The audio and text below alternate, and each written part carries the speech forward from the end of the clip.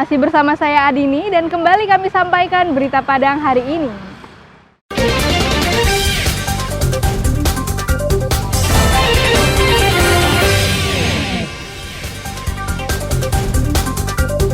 Seorang polisi tewas di kantor polisi karena ditembak polisi. AKP Dudung Iskandar dijerat pasal pembunuhan berencana. AKP Rianto Ulil Ansor dikenal sebagai jemaat yang baik dan taat beribadah di kalangan jemaat Gereja Protestan Indonesia bagian Barat.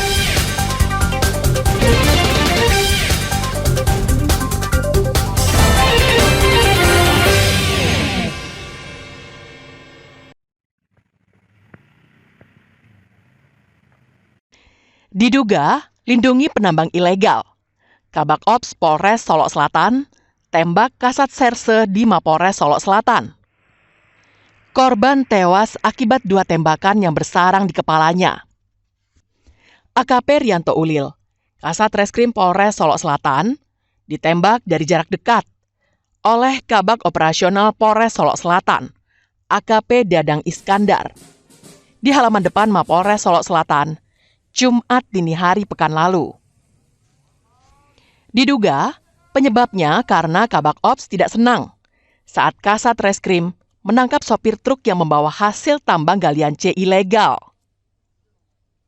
Usai melakukan penembakan, tersangka langsung menuju ke Padang dan menyerahkan diri ke Polda Sumbar. Untuk motif pelaku, saat ini masih didalami oleh penyidik. Hingga kini, penyidik masih mengumpulkan keterangan saksi maupun tersangka.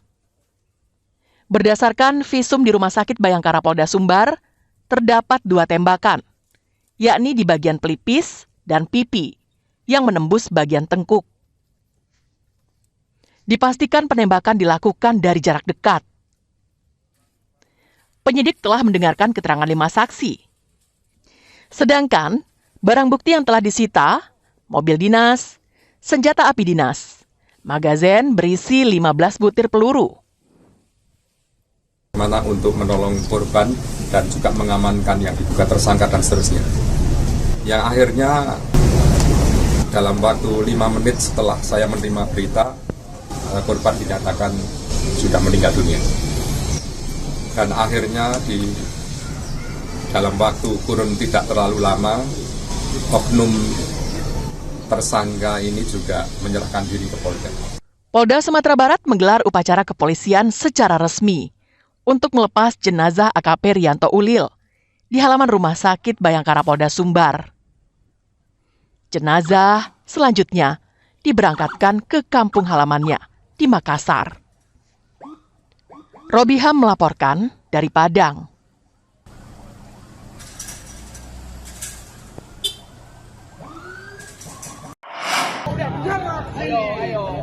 Ayo, maaf kamu. Untuk pertama kali, sejak AKP Dudung Iskandar menyerahkan diri ke Polda, Kabid Humas Polda Sumatera Barat menggelar keterangan pers pada Sabtu pekan lalu terkait kasus penembakan yang menewaskan AKP Rianto Ulil, Kasat Reskrim Polres Solok Selatan. Dengan tangan terborgol dan mengenakan baju tahanan Polda Sumbar, AKP Dudung Iskandar, Kabak Ops Polres Solok Selatan, dihadirkan dengan pengawalan ketat anggota Provos. Menurut keterangan Direktur Reserse Kriminal Umum Polda Sumbar, Kombes Andri Kurniawan, penyebab AKP Dudung menembak AKP Rianto Ulil karena permintaannya agar AKP Rianto Ulil melepaskan sopir truk pembawa tambang galian C yang ditangkapnya tidak digubris oleh Kasat Reskrim itu. Terkait dengan motif kenapa yang bersangkutan melakukan adalah rasa tidak senang, di mana rekanan pelaku ini dilakukan penegakan hukum oleh korban di Polres Solok Selatan, sehingga ketika yang bersangkutan mencoba meminta tolong, kemudian tidak ada respon. Dalam kasus penembakan yang menewaskan perwira polisi lulusan Akpol itu, polisi menyita sejumlah barang bukti, seperti pistol yang dipakai tersangka, lengkap dengan peluru dan selongsongnya, golok, baju, dompet, dan barang bukti lainnya. Penyidik menjerat tersangka dengan pasal berlapis, pembunuhan berencana pasal 340 KUHP, subsidiar pasal 338 KUHP, subsidiar pasal 351 ayat 3 KUHP, dengan ancaman hukuman mati. Polisi memastikan tersangka tidak mengkonsumsi narkoba karena hasil pemeriksaan urinnya negatif. Robiham melaporkan dari Padang.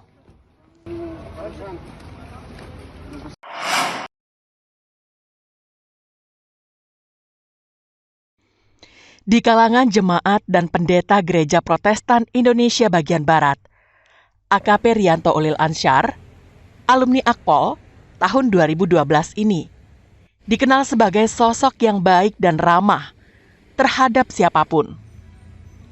Apalagi di kalangan jemaat Protestan GPIB Efrata Padang.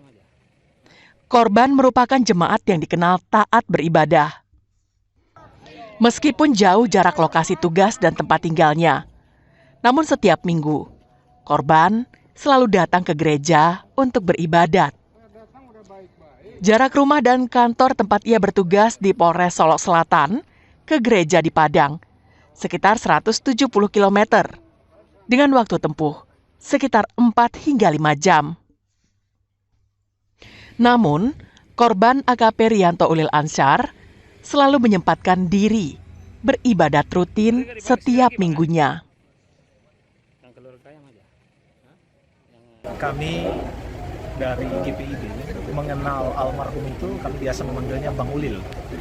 Jadi Bang Ulil ini sehari-harinya kalau beliau tidak ada tugas yang menyita waktu atau dinas keluar kota misalnya, beliau selalu datang beribadah hari Minggu di gereja di GPIB Padang di Jalan Bagindo Asisten nomor 19. Almarhum sendiri selama kami berkenalan sosok yang sangat baik hati. Jumat siang, atas permintaan keluarga, jenazah korban diterbangkan ke Makassar. Dan secara dinas pasti juga kami akan mengantarkan jenazah, menyerahkan jenazah ke keluarga almarhum dan sampai nanti proses pemakaman di Makassar, di kampung halamannya. Karena orang tua, terutama ibu dari almarhum masih ada. Ini pun berdasarkan atas permintaan dari orang tuanya untuk pengurusan terkait dengan pemakaman jenazah. Di halaman parkir Polres Solok Selatan inilah, AKP Rianto Ulil Ansyar dihabisi oleh sejawatnya sesama polisi dengan 2 tembakan yang mengenai pelipis dan pipi kanannya. Meski sempat dilarikan ke puskesmas terdekat, pria 34 tahun yang masih berstatus belum menikah itu diduga telah menghembuskan napasnya di halaman parkir Mapolres Solok Selatan. Korban dirujuk ke Rumah Sakit Bayangkara Polda Sumbar dan selanjutnya Jumat siang pekan lalu diterbangkan ke kampung halamannya di Makassar untuk dikebumikan. Sri Purnama melaporkan dari Padang.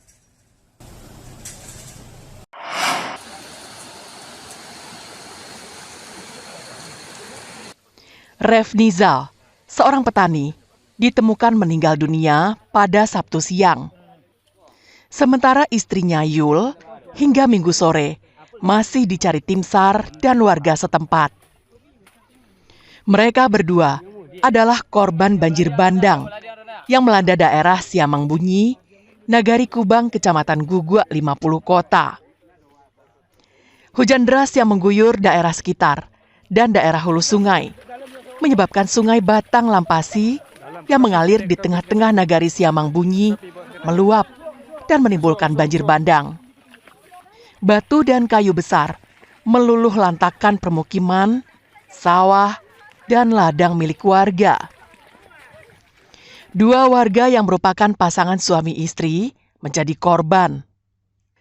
Mayat sang suami ditemukan warga dan langsung dibawa ke Puskesmas Batu Hampa. Setelah divisum, jenazah dibawa ke Nagari Siamang Bunyi untuk dimakamkan. Menurut Kepala Pelaksana BPBD 50 Kota, Rahmadinol, banjir bandang ini juga mengakibatkan 8 rumah mengalami kerusakan berat. Hewan ternak dan kendaraan juga hilang. Menyampaikan bahwa akibat tingginya curah hujan di Kabupaten 50 Kota sejak hari Jumat 22 November sampai dengan 23 November pagi tadi mengakibatkan banjir bandang di Nagari Kubang, Kecamatan Guguk, Kabupaten 50 Kota. Akibat banjir bandang tersebut, 2 orang dinyatakan hilang dan 1 ditemukan meninggal dunia. Hingga saat ini, BPBD 50 Kota masih mendata kerusakan yang timbul akibat banjir bandang itu. Sedangkan tim gabungan yang terdiri dari Basarnas, BPBD, polisi, tentara, dan relawan masih mencari korban banjir bandang dan melakukan penanganan darurat di lokasi terdampak. Ilasul Ihsan melaporkan dari 50 Kota.